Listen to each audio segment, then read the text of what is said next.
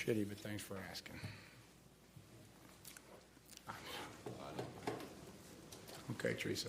Mike, how is Marcus and how close was the decision for him to play or not? Marcus feels like everybody else does, disappointed that we lost the game, if that's what you're asking. What is his status at this point? There were a lot of reports, one saying that with time he might be able to be available if there was a playoff game next week. Marcus didn't play tonight, and I'm not going to go into much detail on where he's at physically and the decisions, and I'm just disappointed for the players that put a lot into this and the coaches. We got to do a better job and try to figure out how to take the next step.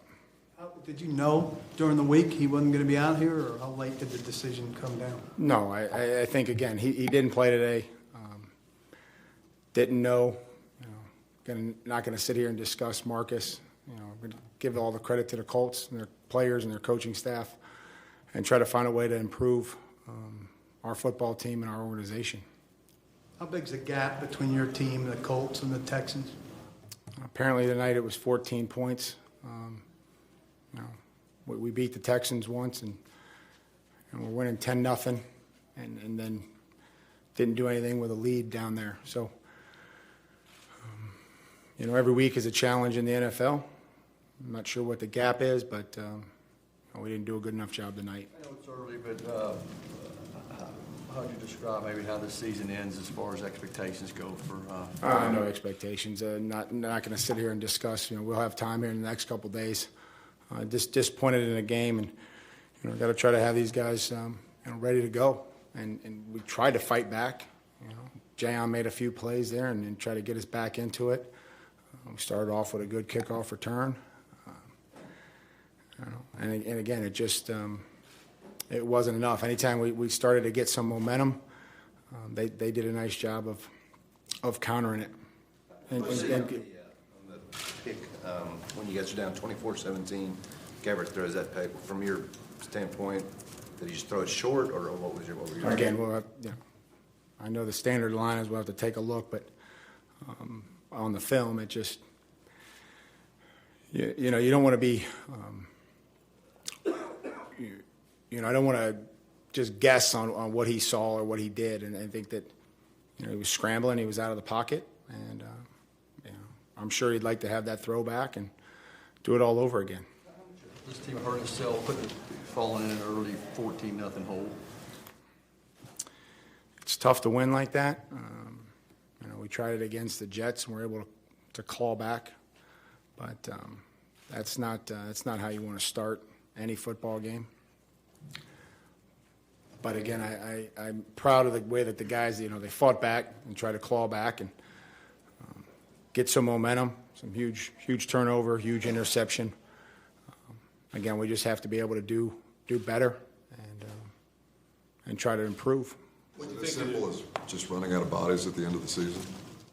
I don't think it's ever going to be that. I think that this is what happens in the National Football League. Sometimes you have injuries and you have to be able to be prepared for them and try to coach the guys that are stepping in there and get them to improve. Everybody's here for a reason, and that's to try to find a way to help the team win.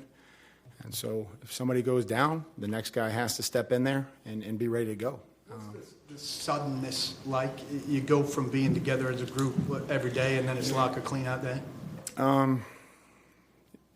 I think that you don't ever anticipate telling them that there's going to be a squad meeting at 1 o'clock tomorrow and that there's medical checks and things like that. You certainly don't prepare that speech the night before the game. So to your point, there is a certain suddenness to it that is going on right now.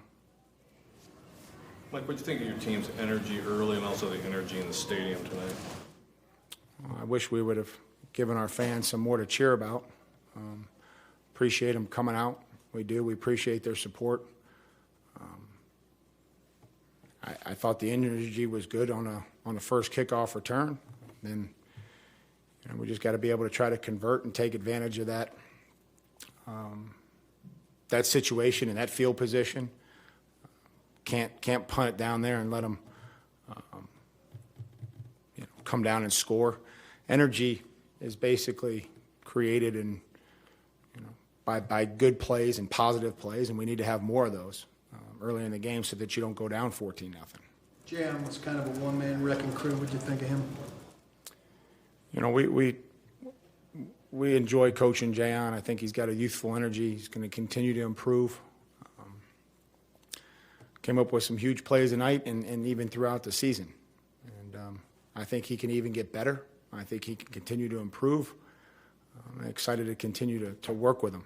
And I'm glad that he gave us a chance tonight to get back into it. Why has Dory not been able to get a handle on how to not put you in situations like he did tonight? Well, I think that'd be a great question for Dory, but I think that,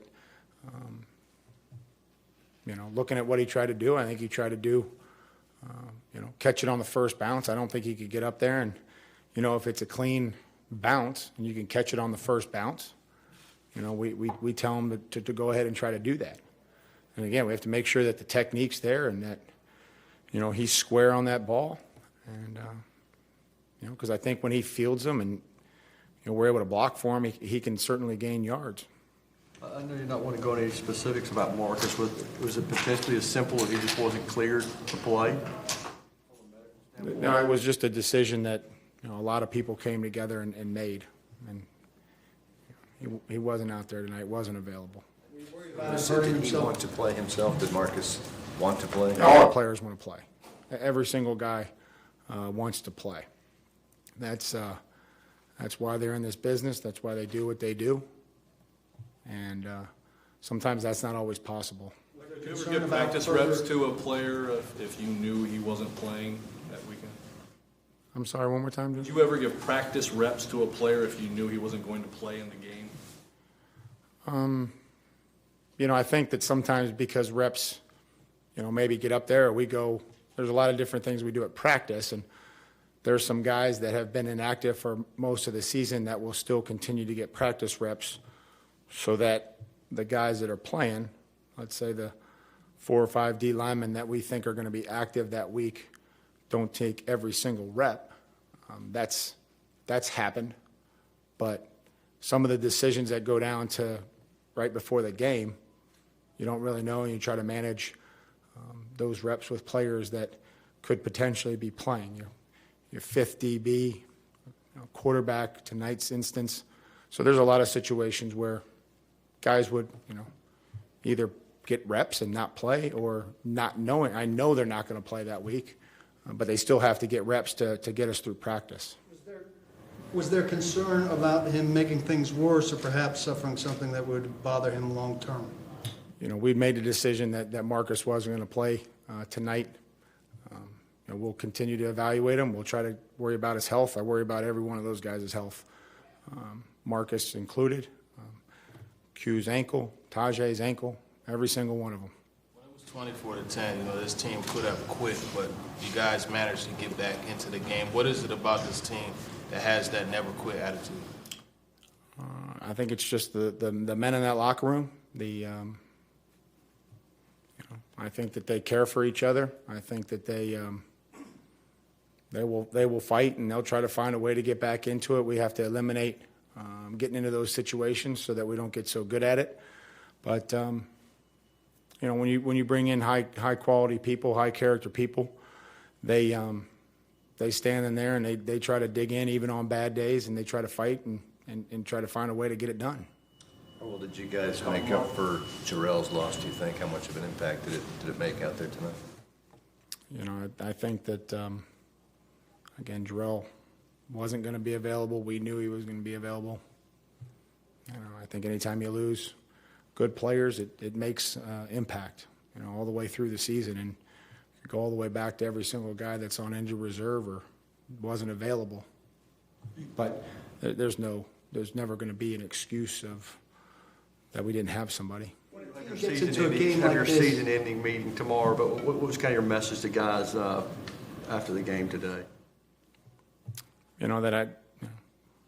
We need to do a better job of being ready to go and making sure that we take advantage of all our opportunities, and that we probably shouldn't reflect on the season tonight. I said, give the Colts a lot of credit.